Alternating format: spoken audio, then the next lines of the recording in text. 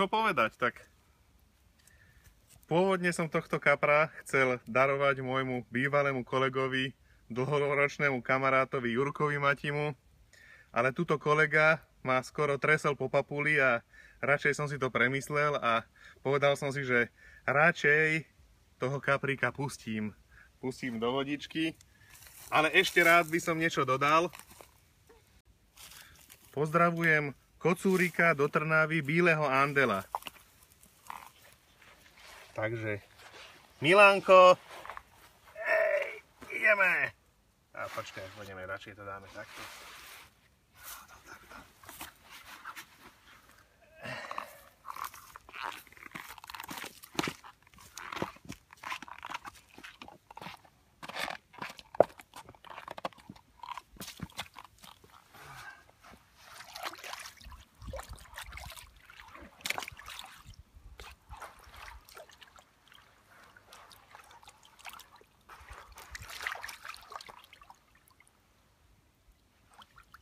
No, čau.